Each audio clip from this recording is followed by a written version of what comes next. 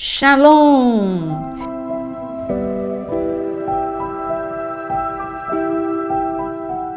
Como eu estou feliz de estar aqui com você, você que já está aqui no canal há algum tempo, ouve podcast, o devocional, todos os temas que aqui tem, todas as vezes que eu entro ao vivo. Você que já é habitual aqui, muito bem-vindo. Você que acaba de chegar, também muito bem-vindo. Hoje o nosso tema é traumas e sequelas. Todo mundo que me conhece sabe o quanto eu amo falar sobre este assunto tão importante, porque por muito tempo foi negligenciado no corpo de Cristo. As emoções eram um assunto proibido, tudo era emocional. Mas quando nós falamos de traumas e sequelas, o que são os traumas? São dores profundas, dores, impactos que trazem grande destruição, sequela na forma de pensar, na forma de agir e reagir, na forma de se comportar, né? Na forma de agir e reagir é o teu comportamento. Afeta toda a sua vida, afeta os seus relacionamentos, relacionamento familiar, o seu relacionamento com amigos, na sociedade, afeta a sua vida profissional e a sua vida ministerial. Então esse assunto tem que ser tratado de uma forma radical. Da mesma forma que você foi ensinado a cuidar do seu corpo, a cuidar da sua casa, a cuidar do seu intelecto para poder ter uma vida profissional, você precisa se especializar naquilo que você escolheu. Então, da mesma forma, você tem que cuidar das suas emoções. Se você sofreu um impacto, uma dor, uma ruptura, nós chamamos de ruptura emocional, um trauma, tem que ser tratado. Não pode ser ignorado. Se for ignorado, você vai ter sequelas. É a mesma coisa que você quebrar uma perna e tentar ignorar o fato. Não, eu não vou no hospital, não vou tomar nenhum tipo de atitude. Você vai ter sequela, você vai ficar manco, ou você vai ficar com uma perna mais curta que a outra, você vai ter dores. Isto é uma sequela, você vai ser um sequelado porque não quis tratar. A mesma coisa em tudo na vida. Se você não tratar, você vai ter sequelas, consequências e sequelas. Em relação à vida emocional, até mesmo na Bíblia, você mostra. Se eu falar para você um nome como Josué, o que vem à sua mente? Josué era um homem valente, fiel ao seu discipulador Moisés, era um homem de fé. Deus o elogiou, diz que ele e Caleb tinham um espírito diferente. Foram só os dois que entraram na terra prometida. Então, espiritualmente, Josué, fantástico. Mas e emocionalmente? Deus teve um trabalho com Josué, porque ele seria o sucessor de Moisés, um grande líder, mas não esqueça que ele teve muitos traumas, ele teve muitos impactos. Ele foi escravo no Egito e era uma escravidão dura. Lembra que o povo gemia debaixo daquela escravidão? Lembra que Moisés ficou horrorizado diante dos maus tratos de um egípcio para com um israelense, com um hebreu? Então, ali Josué, ele viveu os horrores dessa escravidão. E é claro que ele tinha marcas. Ele foi humilhado, ele foi agredido verbalmente. Está escrito na Bíblia? Não, não está escrito. E Josué foi espancado, e Josué foi humilhado. Mas nós sabemos, só você pegar a história e estudar, não estou falando nem a Bíblia. Pega a história e veja como foi cruel a escravidão no Egito. Eles eram muito maltratados, eles tinham malfeitores para castigá-los caso eles não cumprissem as metas que Faraó colocava. Então era uma escravidão dura. E Josué, ele teve sequelas. Quando você recebe muitas agressões, como foi o caso de Josué, quando você viveu uma vida tão dura, com tanta humilhação como Josué, você pode ficar como ele, uma pessoa com a autoconfiança de Josué era abalada. Você vê que Deus o preparou, Moisés impôs as mãos sobre ele, a unção que estava sobre Moisés foi sobre Josué e Josué estava paralisado de medo. o medo, a insegurança, a baixa autoestima ainda fazia parte da vida de Josué. E o que Deus fez? O Senhor começa o capítulo 1 de Josué dizendo: seja forte, seja valente, eu sou com você, eu não vou te deixar, eu não vou te abandonar. O Senhor não fala um versículo só, ele fala várias vezes para Josué não temer, para Josué saber que ele não estava sozinho, porque enquanto Moisés era vivo, ele tinha Moisés como uma bengala. Agora ele se sentiu exposto, ele se sentiu totalmente inadequado. Quando você tem baixa autoestima, você não confia em você mesmo. Você se sente não adequado para aquela posição. Você não acredita em você mesmo. Você não confia em você. E Deus fez um trabalho na mente, nas emoções de Josué. Também quando Josué ficou olhando o Jordão, qual era a diferença daquele Josué que olhou os muros de Jericó e disse: não, nós vamos passar, Deus é conosco. Mas agora que ele estava sem Moisés, ele ficou olhando aquele muro, olhando o Jordão transbordando, e ele ficou ali meio que paralisado. Isso é uma sequela, não é espiritualmente. Josué amava Deus, confiava no Senhor, tinha unção, tinha intimidade com Deus, mas ali o Senhor se apresentou para ele como o capitão dos exércitos e fez com que ele tivesse a mesma experiência de Moisés. Ele tinha na sua memória o que Moisés contava: olha, quando eu cheguei diante da sarça, Deus mandou que eu tirasse a minha sandália e o Senhor disse para eu não temer, para eu ir para o Egito, que ele seria comigo. Isso ficou gravado na memória dele. Agora Deus repetia a mesma experiência ali em Josué capítulo 5. O Senhor repete e diz o mesmo para Josué: Josué, olha, eu sou o capitão dos exércitos, tira a tua sandália, porque o lugar que você pisa é santo e eu vou ser com você.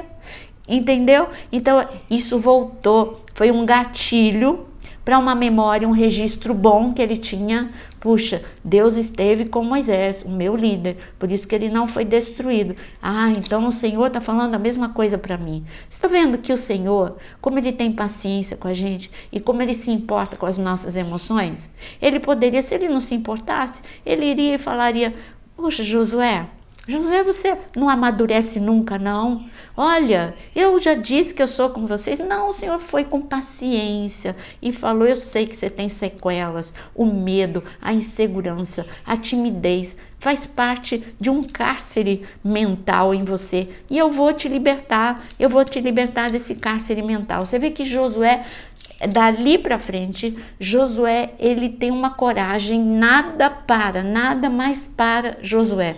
Eu costumo sempre dizer: o teu ponto fraco pode se tornar o teu ponto forte se você deixar Deus tratar as tuas sequelas. Que as sequelas são os problemas, é a tua forma de pensar, de agir, de reagir. Eu estou repetindo para você aprender. Devido a um impacto, uma ruptura emocional. Bom, eu quero dar um outro exemplo. Eu marquei aqui para vocês uma pessoa que quem me conhece sabe que eu sempre cito, né? Eu cito porque ele é um exemplo de uma pessoa sequelada. É Saul. Saul era um homem que ele tinha um pai que o amava, que se importava com ele. Ele não tinha dificuldade financeira. Saul tinha uma condição financeira boa, mas isso não foi suficiente para dar segurança para Saul. Sabe, um dos cárceres mentais que você pode ter como sequela é você ter drásticas oscilações. Você conhece alguém que no momento ele tá um doce, tá como mel, mas de qualquer tipo de frustração, a menor que seja, ele já vai para uma outra flutuação drástica. Do mesmo jeito que ele tá doce, ele vira uma pessoa violenta, agressiva, totalmente irreconhecível. Esse era Saul. No momento ele chamava Davi meu filho, no outro momento ele mandava todo mundo perseguir Davi. Então, que ele era bipolar? Não. Ele era uma pessoa sequelada. Ele era uma pessoa que, do mesmo jeito que ele, um dia ele falava que amava seu filho, no outro ele estava querendo matar Jonatas. Como assim querer matar o próprio filho? Então, ele era uma pessoa sequelada, porque ele era autodestrutivo, ele se destruía e ele destruía tudo que estivesse ao seu redor. Mas qual é a origem da ferida de Saul? Ele era da tribo de Benjamim. A tribo de Benjamim, aí eu teria que ir para uma história, né? E eu daria aula sobre o que aconteceu. Bom, basta eu dizer para você, vou resumir muito. A tribo de Benjamim, ela por muito tempo foi desprezada pelas outras tribos, porque uma tragédia muito impactante, um levita teve a sua concubina ali violentada, morta, ali na tribo de Benjamim, e ele mandou, esquartejou, né? Mandando para todas as tribos um pedaço da sua concubina. É algo assim bem violento, né? Para que todos soubessem o horror e o terror que aconteceu dentro da tribo de Benjamim. Por muito tempo a tribo de Benjamim era desprezada. Era a mesma coisa que você falar, onde você mora? E aí todo mundo fala assim, o quê? Nossa, aquele lugar horrível, ali não tem ninguém bom naquele lugar. Então essa carga que Saul ele carregava, ele era da tribo de Benjamim. Isso fez com que ele tivesse baixa autoestima, insegurança, muitas fobias. Ele precisava provar que ele era bom. Quando você tem uma baixa autoestima, você está querendo sempre provar que você é bom. E assim, ele não via o que ele fazia, ele só queria provar que ele era bom e ele tinha medo que outras pessoas tirassem o lugar dele. Então, ele era um problema, Saul. Você veja que no momento em que Samuel foi buscar para que ele fosse ungido como rei diante de todas as tribos, ele se escondeu por detrás de caixas. Por quê? Porque é uma pessoa insegura, com baixa autoestima. Bom, eu não vou ver só pessoa insegura e com baixa autoestima. No decorrer nós vamos falar de outras pessoas também. Mas eu estou falando de traumas e sequelas. E eu quero dizer para você que quando você não deixa Deus tratar e quando você não elabora a dor, quando você não trata desta ferida, quando você não vai ali, você tem que primeiro, para você tratar, você precisa dar um nome. Você precisa reconhecer, eu tenho problema com a ira, eu tenho problema com a amargura, eu tenho problema de baixa autoestima, eu tenho problema de timidez doentia. Você tem que dar o nome para qual é o seu problema, a sua sequela, para você então ver qual foi a origem dessa sequela. Foi falta de amor na sua casa? Você é inseguro? Você tem baixa autoestima? Porque você só recebeu críticas quando criança, você nunca era elogiado, então você cresceu com uma autoimagem muito deformada e hoje você não se reconhece no espelho. Então é por aí, você precisa ir na origem. Mas eu quero dar um exemplo para você. Quando você não trata das rupturas emocionais, o que acontece? Você fica uma pessoa imatura emocionalmente. Maduro emocionalmente é uma pessoa que tem facilidade para amar, é uma pessoa que tem facilidade para perdoar, é uma pessoa feliz com pouca coisa, ela valoriza pequenas coisas, é uma pessoa leve de você conviver, é uma pessoa paciente, é uma pessoa misericordiosa. Tudo isso é maturidade emocional, viu? Agora, se você é imaturo, você é uma pessoa impaciente, você é irado, você não consegue lidar com frustração. Pequenas coisas causam grandes impactos na tua vida. Você se desespera com pequenas coisas.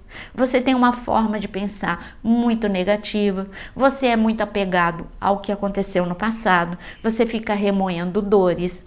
Se você tem essas características, é porque você é uma pessoa com sequelas emocionais. E você fala, e agora? E agora, que bom que você tem um Deus que restaura. Eu vou mostrar para você como ele está interessado na sua restauração. Então, mas antes de eu mostrar, eu queria te dizer que você tem que, agora, neste momento, você tem que reconhecer, você não precisa falar para ninguém, reconheça agora aí, neste momento, eu sou maduro ou imaturo emocionalmente? Eu sou uma pessoa com emoções envelhecidas ou com emoções rejuvenescidas?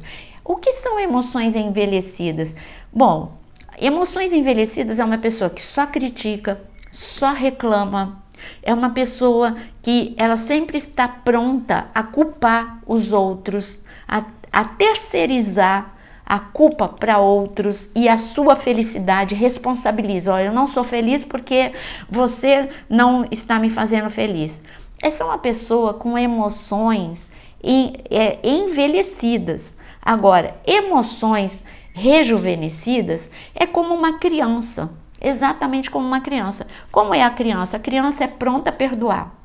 A criança, ela tá brigando com o amiguinho, daqui 5 segundos ela tá perdoando. A criança, ela ama, a criança, ela confia. Uma pessoa com emoções envelhecidas, ela não confia em ninguém, nem nela mesma. Mas uma pessoa com emoções rejuvenescidas, ela tem a capacidade de não rotular, não generalizar. É o que Jesus tentou fazer com seus discípulos. Peraí, vocês estão dizendo que todo samaritano é ruim?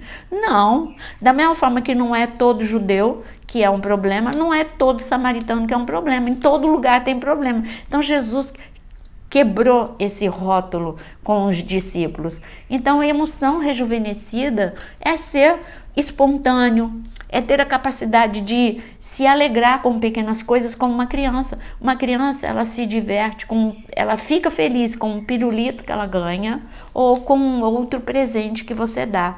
Ela fica feliz com pequenas coisas. É isso que você precisa se perguntar agora. Você tem emoções rejuvenescidas ou envelhecidas?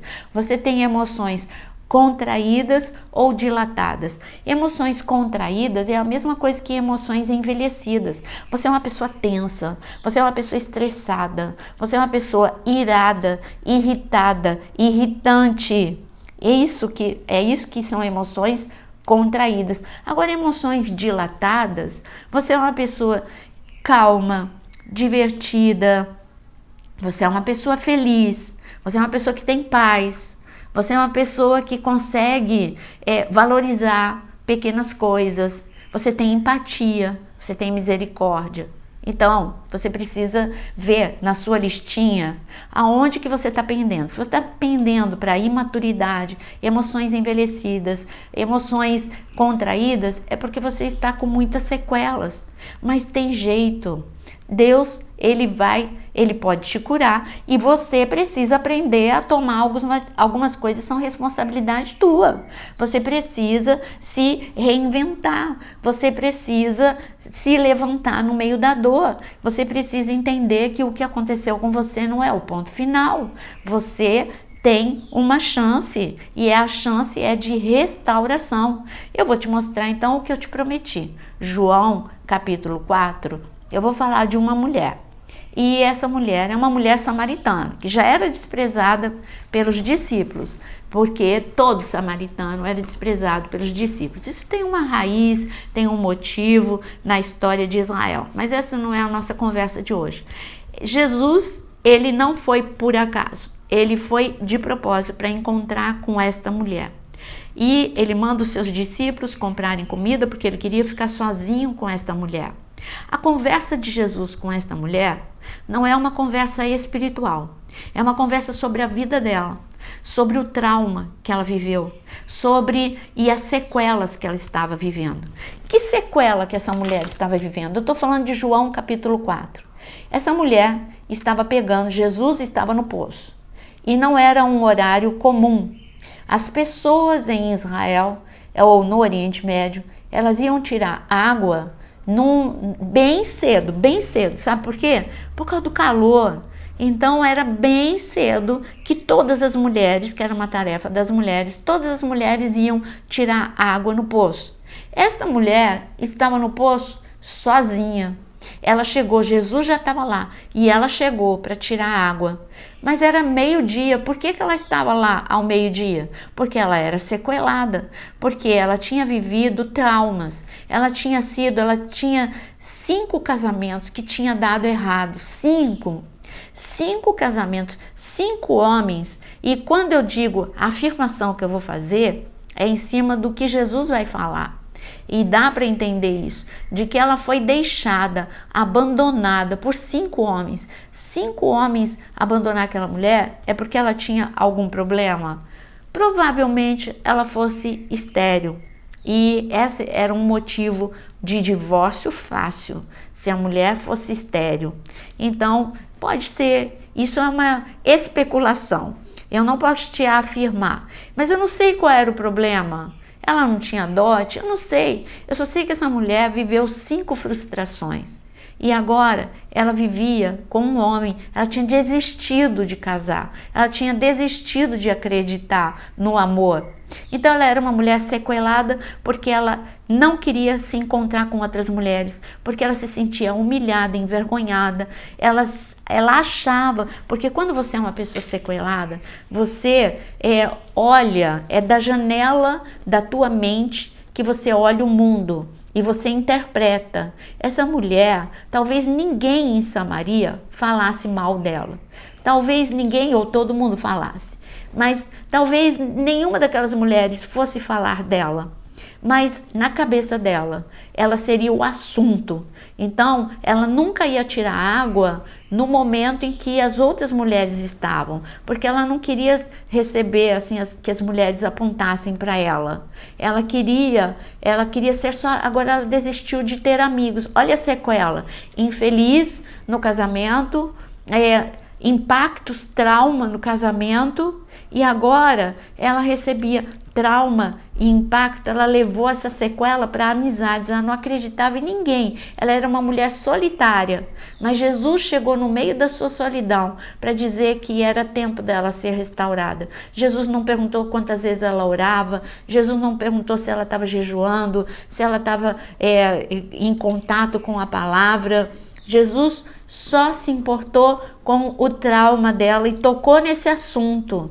E ele falou assim: eu sei que você está com sede de ser amada, você está com sede de ser aceita, você está com sede de ser valorizada. Então, olha, eu posso te dar tudo isso. Eu posso te curar, eu posso te restaurar, eu vou te dar uma água que você não vai ter mais essa sede, você não vai depender do amor dos outros para você ser feliz. Você vai se amar, você vai se aceitar, você vai se valorizar, porque você sabe que eu te criei uma pessoa única. Então, era isso que Jesus queria que ela entendesse. E de repente, Jesus falou assim, olha a conversa de Jesus em João capítulo 4, e Jesus toca na raiz do problema. É assim que as sequelas, elas saem da nossa vida. Olha, ele falou assim: vá e chame o seu marido e volte aqui. Ao que a mulher respondeu: não tenho marido. Então Jesus disse: você tem razão ao dizer que não tem marido, porque você já teve 5 e esse agora que tem não é o seu marido. O que você disse é verdade.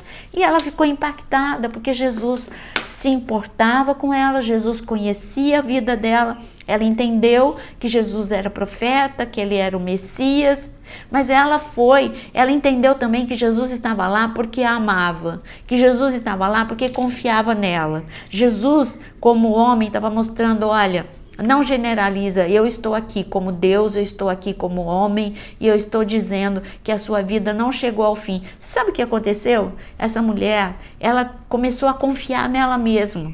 Ela se sentiu amada, valorizada, ela foi curada. E ela saiu pela cidade anunciando. Agora ela não se importava mais com a opinião dos outros. Ela estava restaurada.